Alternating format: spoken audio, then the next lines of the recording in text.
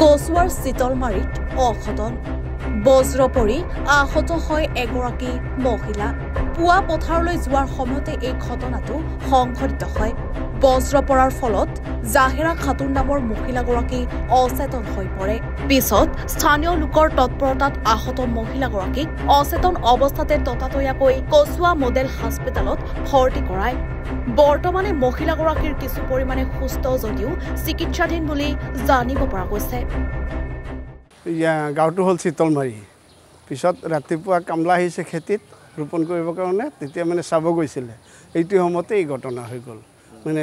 বৰ্জ্যপাত পৰি পেলাই মানে হুঁচ নাইকিয়া হৈ গ'ল তেতিয়া মানুহে মানে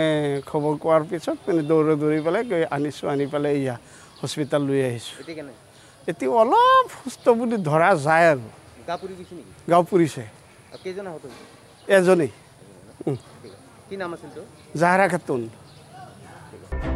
কচুৱাৰ পৰা খাইৰুল ইছলামৰ ৰিপৰ্ট এনিভাৰত 24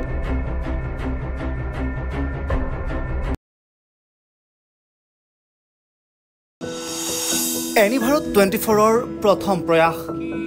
জুবিন গাৰ্গৰ গীতৰ প্ৰতিযোগিতা জুবিনৰ গানে কি আনে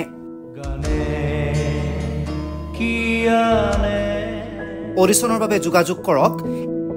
8638661821 আৰু